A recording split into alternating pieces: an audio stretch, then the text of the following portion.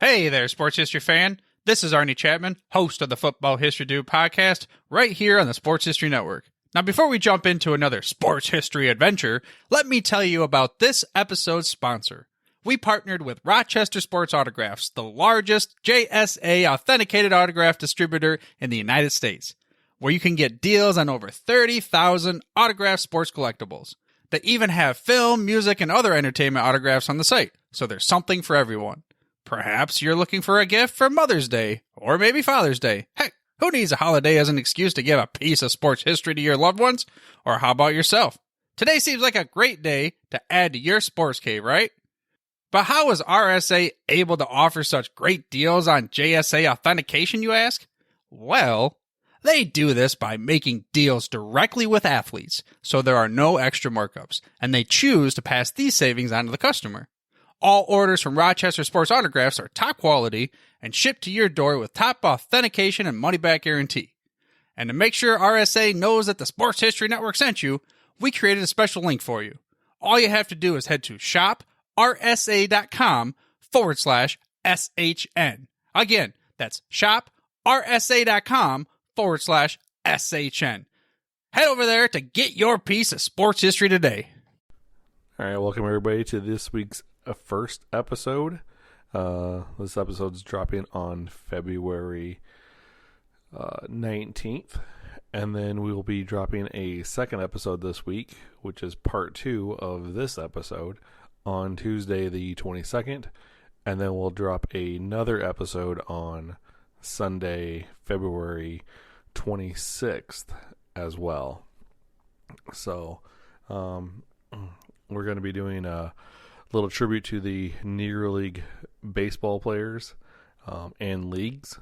MLB The Show 23 set to drop next month, and they have legends in the game for the Negro Leagues this year, being Satchel Paige, Jackie Robinson, Buck O'Neil, Rube Foster, Hilton Smith, Hank Thompson, and John Donaldson, and Martiín Dihigo. All 8 of those players have been confirmed to be in the game, and I assume that there's probably going to be more. So with the presentation of that being going on, plus I feel like the Negro Leagues don't get to talk about as often as they should. So I figure I might as well just bring some things to life as well. So this episode we're gonna talk about 4 of those 8 legends. We're going to talk about Satchel Paige, Jackie Robinson, Martiín Dihigo, and John Donaldson. Basically, give you a little brief overview. You know how we do talk about players and break down their careers, give you a little insight to the background, to the history that some might not know about. And then next week we'll do the next episode we'll do the other 4, which will be Buck O'Neil, Rube Foster, Hilton Smith, and Hank Thompson. And then the third episode that we'll be dropping, I'm going to talk about an overview of the Negro Leagues, because there just wasn't one. There was actually 7 major leagues that Major League Baseball recognizes for stats. And then there was other smaller leagues that they consider minor leagues.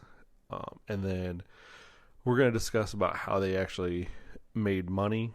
During this time, a lot of these players were barnstorming. And by that means that they were going around the country playing baseball, earning money. They were playing against...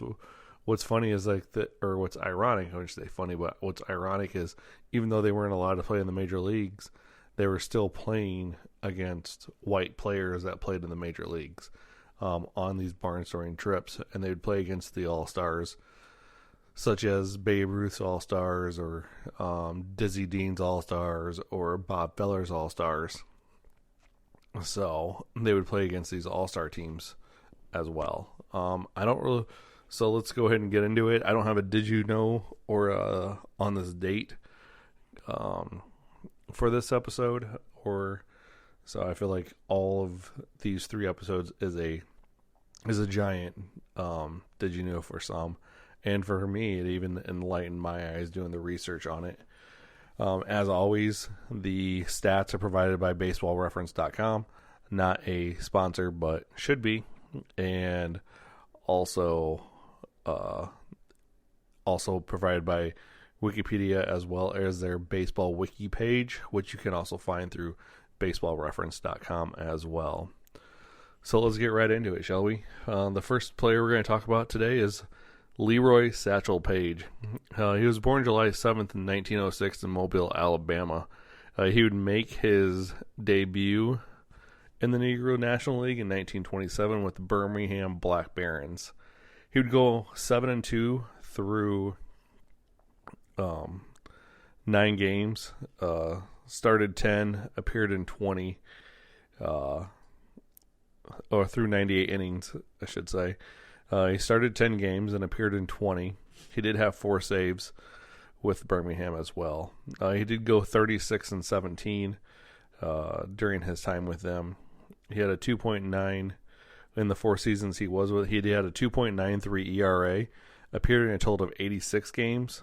51 of those games he started.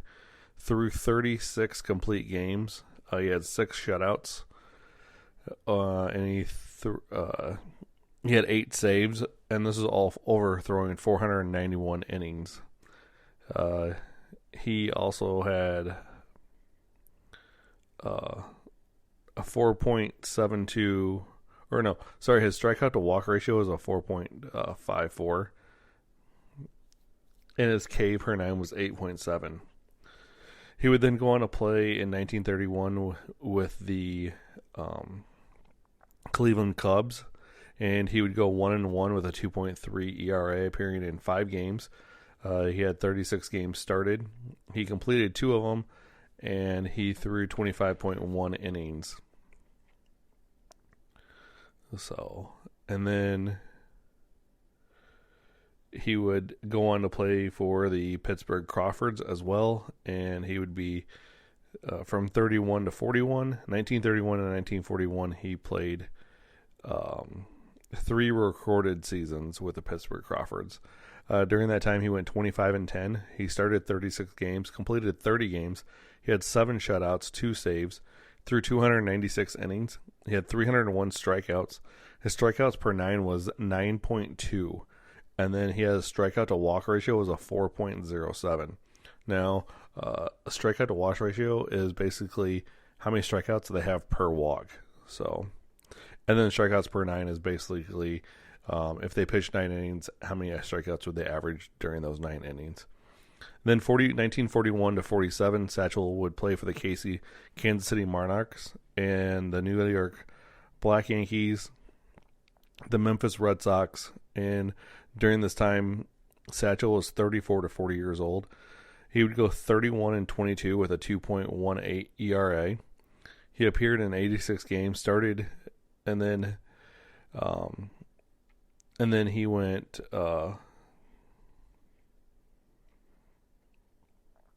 He would go 79-20 during this time, and he would have 4 shutouts and 1 save. He did throw 441 pitches as a 34 to 40-year-old.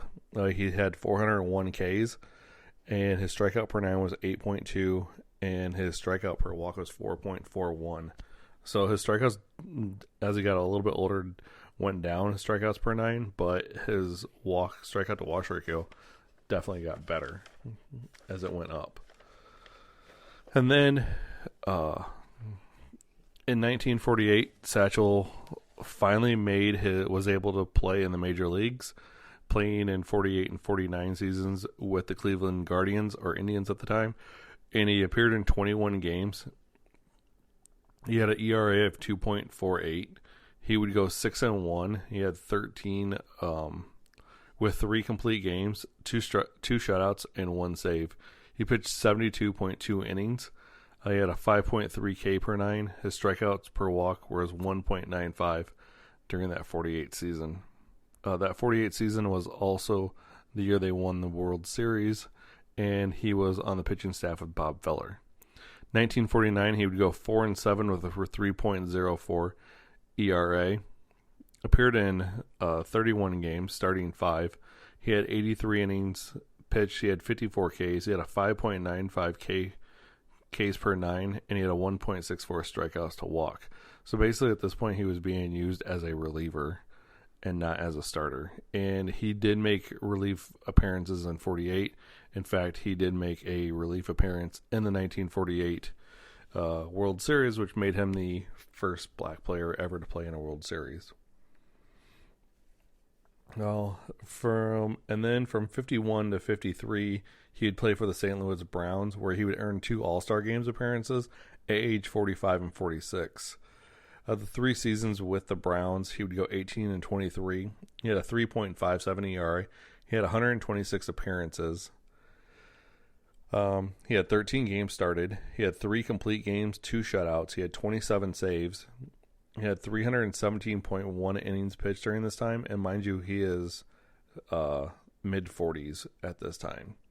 He had a 5.4 Ks per 9, and his strikeout to walk ratio was a 1.52. Satchel would go on to make his last appearance in 1965 at the age of 58 with the Kansas City Athletics, and he gave up 1 hit and struck out 1, and it was the last game that he officially started. So obviously you can't get all of Satchel's career into a podcast, as well as with many of these other great legends here. Can't get them all into a podcast, so it's because it would just. I mean, I don't want to take anything away from them, but at the same time, I want to give them their. I don't want to take anything away, but I also do want to give knowledge about all the athletes, all the players and contributors for the Negro Leagues through the next 3 podcasts, and then we'll probably end up having to expand more just to continue to further develop the repertoire of just how impactful the Negro Leagues were when they couldn't when black athletes couldn't play with the whites in the major leagues. So his list of accomplishments included, but not limited to, like I said, being the oldest player ever throw in a Major League Baseball game. He was a 2-time MLB All-Star, World Series champ. He was a Negro League World Series champ as well. And like I said, he was the first black pitcher ever to pitch in the World Series when he pitched in Game 5. He played all over, from North Dakota to Cuba to Puerto Rico to New York to California. He played with Josh Gibson, Cool Papa Bell, Jackie Robinson, Bob Feller, Dizzy Dean. He made a majority of his money barnstorming, and so a lot of his career's numbers aren't exactly all there. And it was said, though, Joe DiMaggio, for instance, said Satchel was the best ever he had ever faced as a pitcher. And Bob Feller even said he was the best he ever saw. And Hack Wilson said the ball looked like a marble when it crossed the plate. And Dizzy Dean would go on to say that Paige's fastball made his look like a changeup. So Paige was elected in 1971 to the Baseball Hall of Fame by the Negro League Committee. In 2006, a statue of Satchel Paige was unveiled at Cooper's Park in Cooperstown, New York. However, there is no record of Satchel Paige ever facing Babe Ruth. So, this is legend number 1, and it starts off with a mighty big feat. I mean, Satchel Paige pretty much did it all, and he gets overshadowed just because there wasn't, like I said, Satchel Paige is known in the baseball world, obviously, but he still gets overlooked. He's probably not one of the most overlooked players out of these 8, but there are a lot of players that are overlooked from the Negro Leagues, like I said. Because of just there wasn't the media coverage, and a lot of the coverage was lost due to things of burning down newspapers or just destroying that heritage and that information that was built during this time. So next up we got Jackie Robinson, and again like I said, I'm not trying to. I can't say it enough on here, and it's probably the last time that I say it. But you can't get all of these guys' stats and their contributions that they did into one podcast just by themselves, or with the four of them on there. And so I'm doing my best. I'm gonna do the best I can to just give an overview, just so there is extra knowledge there. So Jackie Robinson was born January 31st, 1919 in Cairo, Georgia. Robinson would grow up in Pasadena, California. His older brother, Mac, won a silver medal in the 1936 Summer Olympics. And then Jackie started on the football team as a QB. He was on the basketball team as a guard. He was on the baseball team as a catcher and shortstop. He was also played track and tennis. In 1936, he won a singles championship in the Pacific Coast Negro Tennis Tournament, and he also earned a place on the Pomona Baseball Tournament All-Star Team with Ted Williams and Bob Lemon. He went to Pasadena Junior College after high school, where he was an outstanding athlete and in basketball, football, track, and baseball. After he went to Pasadena Junior College, he went on to go to UCLA, where he became the first athlete to varsity letter in 4 sports there. And then after UCLA, he joined the military, where he served from 42 to 44, and then he was honorably discharged. He wrote a letter in 1944 for a tryout with the Kansas City Monarchs and did not receive anything in response, which led to him becoming the athletic director at Samuel Hudson in Austin, Texas. He got that job because a pastor friend of his and his future wife, who had actually was the president of the school, so he offered him the job down there. So Jackie was AD while he was the AD. The Kansas City Monarchs called offering him a contract in 1945 for $400 a month. He would go on that year and hit .387 with 5 home runs, 13 stolen bases, and made the 45 All-Star team. He would also pursue major league interest during this time, and even though there were no black athletes that had ever played in the big leagues since Moses Fleetwood Walker in 1884. And also, side note, Moses Fleetwood Walker played for the Toledo Blue Stockings of the American Association, and Walker would also be the last player to play in the International League until Jackie Robinson. I mean, Moses Fleetwood Walker is one of those guys that we just need to talk about in part 3, and so we'll talk about more of him at that time as well. Jackie Robinson did have a tryout that was held by the Boston Red Sox that included other African American players, but it was just a farce. At the time, they were really trying to push integration, and the Boston Red Sox, for some reason, were totally against it. But if you listen to Bill Russell, he actually faced a lot of racial issues in Boston as a player, and he was one of the star players on the Celtics in the 60s.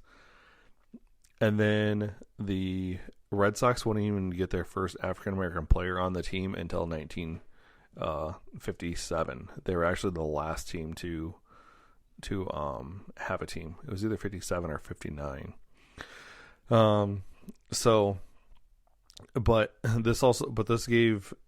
the Brooklyn Dodgers at the time had more interest with the idea, and I put that in quotes because to me it's not an idea of whether or not we should have African American players on the team. It's why don't we? And I know and I understand back then it was Jim Crow laws and things, but it still doesn't make any sense to me that we're keeping half of the half or a good chunk of the population from playing a sport that is and then we were lifting up these white players that didn't, that only played against themselves and probably wasn't even playing against the best competition at the time.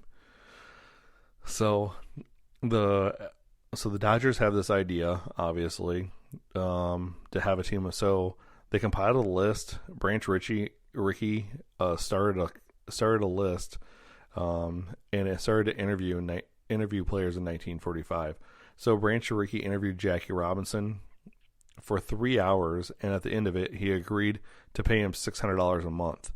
This was so, and then there was no compensation, since Jackie was playing with the Monarchs at the time. Branch Rickey didn't even give the Monarchs compensation for Jackie Robinson joining the Dodgers at that time either, because he felt that since there wasn't a clause in their contract, they were all free agents. And again, if you felt they were free agents, then why weren't we signing them before this?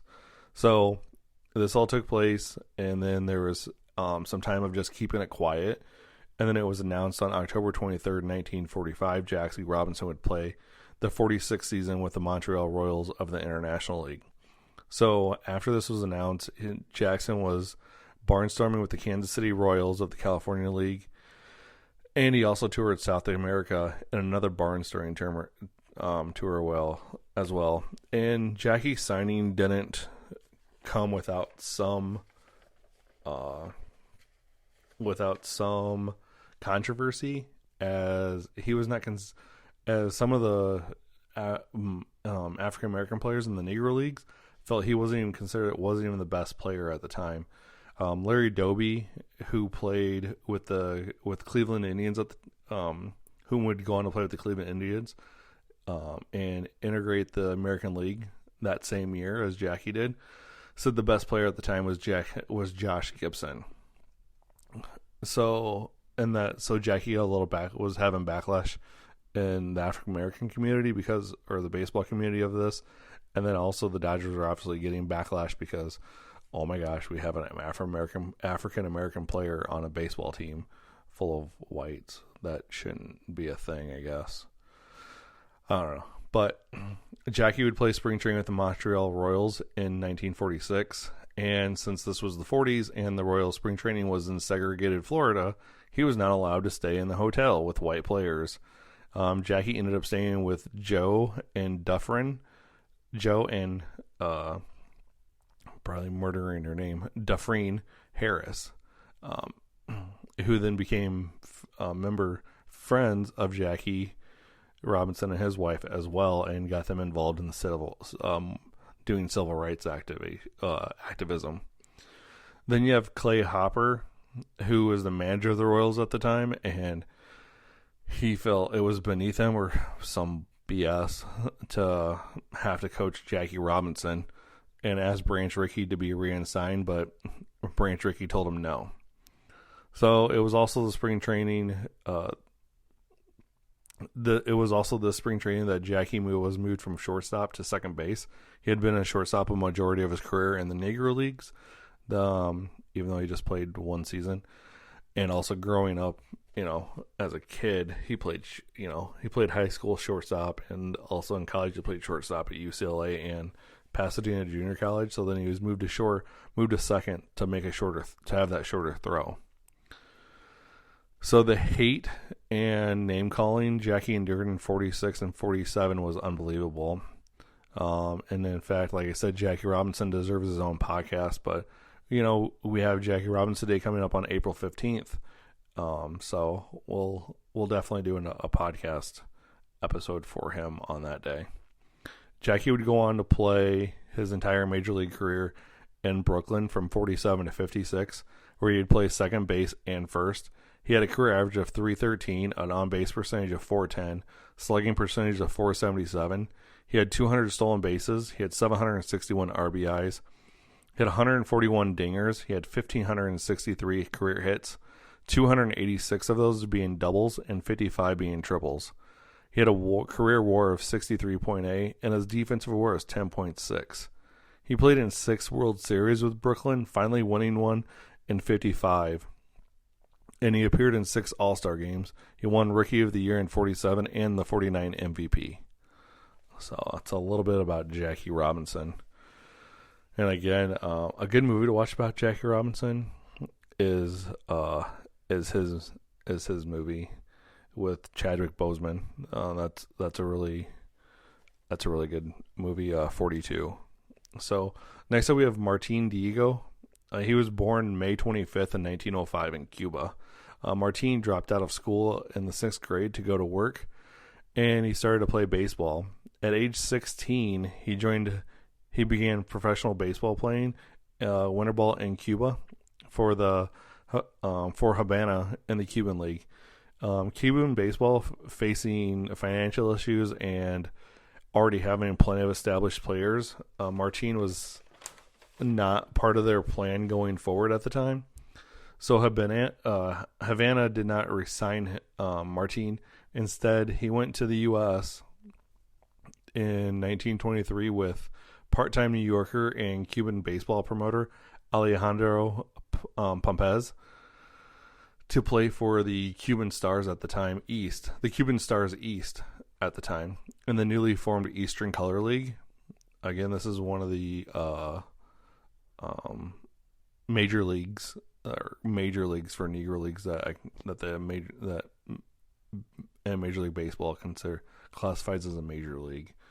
In June, Dihigo started at second base, and then he would appear in 33 games. He would bat .208. He had an on-base percentage of .246 and a slugging percentage of .283 that first year. He would go on to play for the Stars from 23 to 27, appearing in 221 games during this time. He had a .298 batting average, a .362 on-base percentage, and a .489 slugging percentage. He had 32 dingers, 156 RBIs, 24 stolen bases.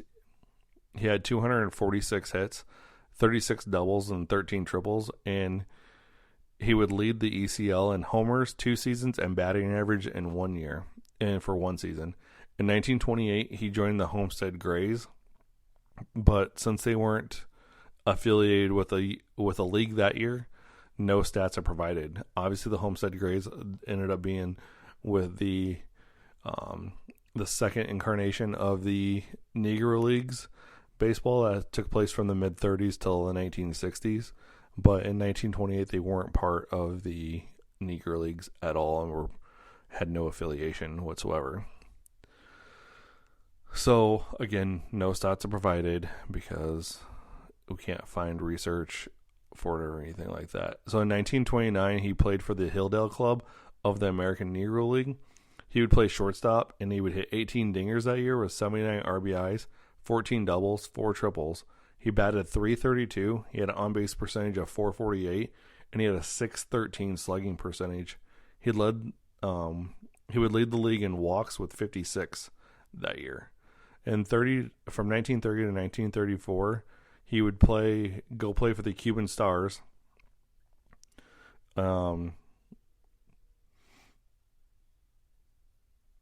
So, and again, not affiliated with an approved Major League Baseball league for 1 year, and then play in Venezuela, Dominican Republic, and Puerto Rico before playing again in the U.S. in 1935 for the Cuban Stars. He would be player manager, hitting .326 that year with the Cuban Stars. He would have a .409 on-base percentage and a .565 slugging percentage. He had 7 dingers, 34 RBIs, 47 hits, and then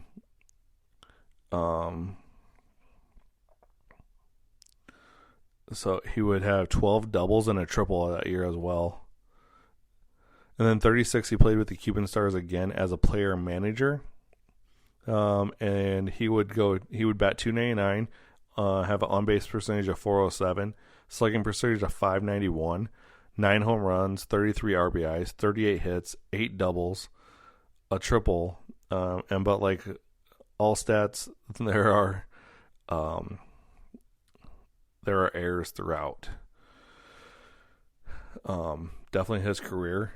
And these are, like I said, all of these are off baseballreference.com. 1937, he played in the Dominican Republic and also Mexico. And then 38 to 43, he played in Mexico and Cuba.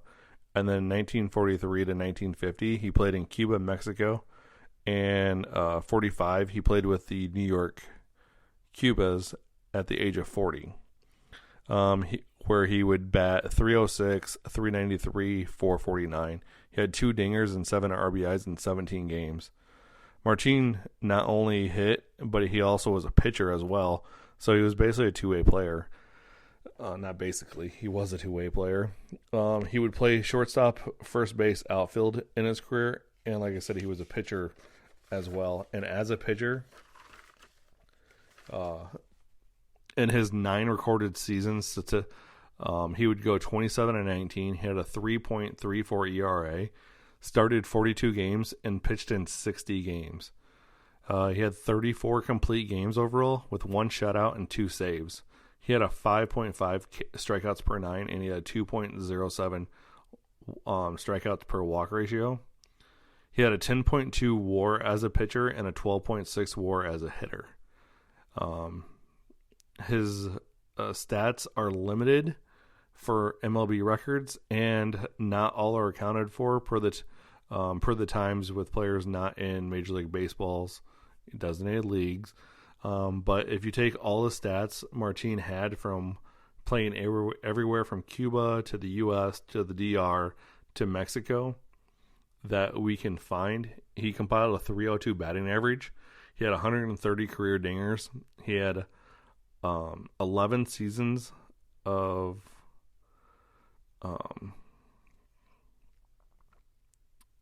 double digits home run totals.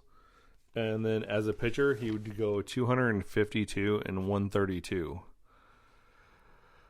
So, 130 dingers on 11 seasons of home run totals. As a pitcher, he was 252 and 132. And then Martiín is inducted into Cooperstown. He's also inducted into the Cuban Baseball Hall of Fame, the Mexican Baseball Hall of Fame, the Dominican Republic Baseball Hall of Fame, and the Venezuelan Hall of Fame as well. Hall of Famer Johnny Mize said he is the only guy he ever saw that could play all 9 positions, manage, run, and switch hit. He was a two-time Negro League All-Star and a 4-time Cuban League MVP, and he was also an ECL batting champ as well. So, again, he's getting... Again, all these guys get praise from white players because they could see it. But I think so.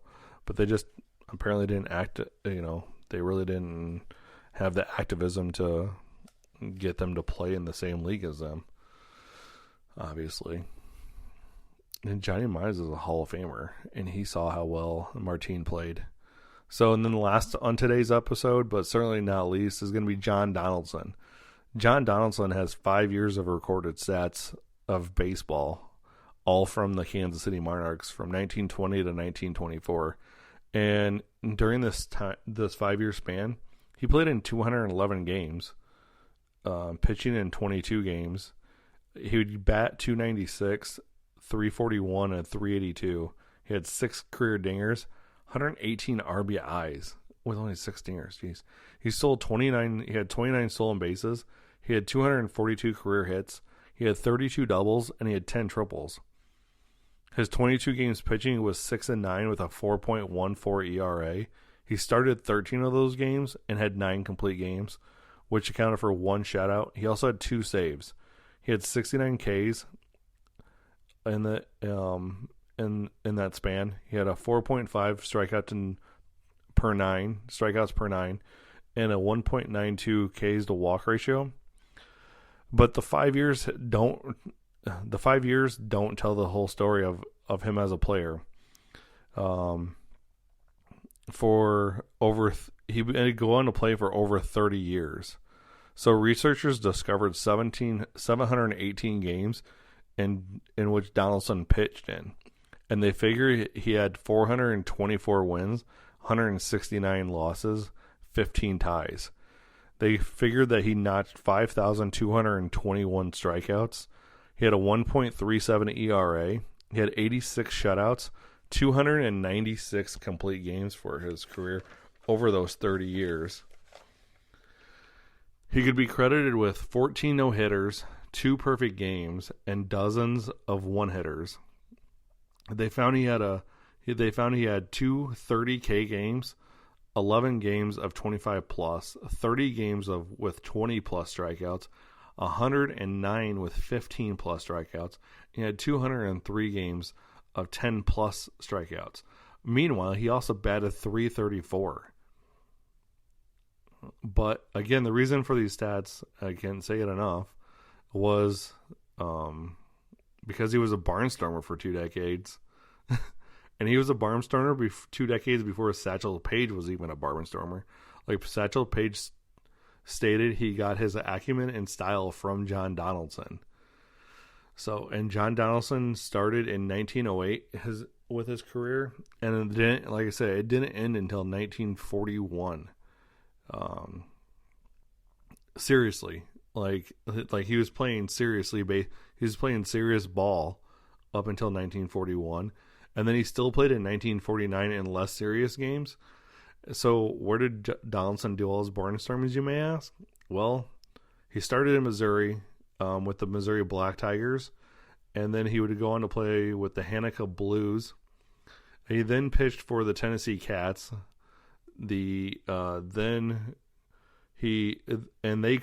would crisscross the upper Midwest.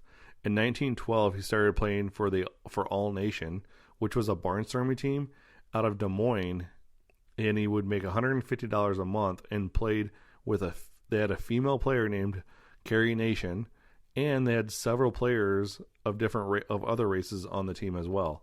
And All Nations played in the Midwest and upper Midwest. And while being a member of the All Nations team, he also pitched in KC, Palm Beach, Florida, LA, Indianapolis, Brooklyn, Detroit, and Chicago. He would play all year long, hence the reason why he has so many strikeouts and so many games pitched that they could just find. And then at one point, 1920 to 1923, he played for the Monarchs and the All Nation team at the same time. And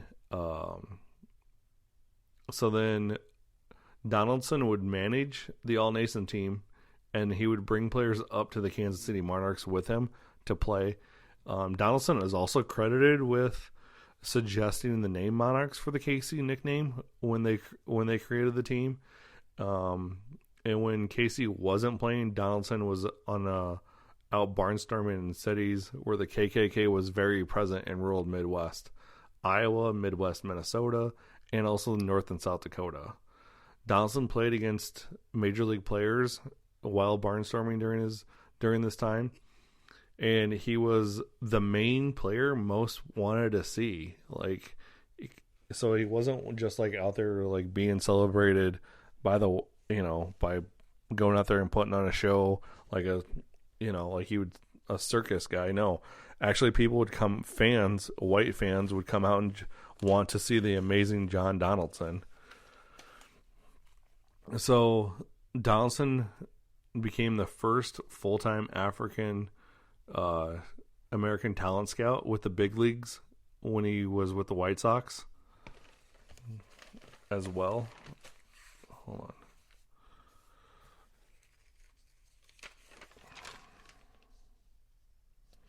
Then he would, like I said, he would become a talent scout for the White Sox.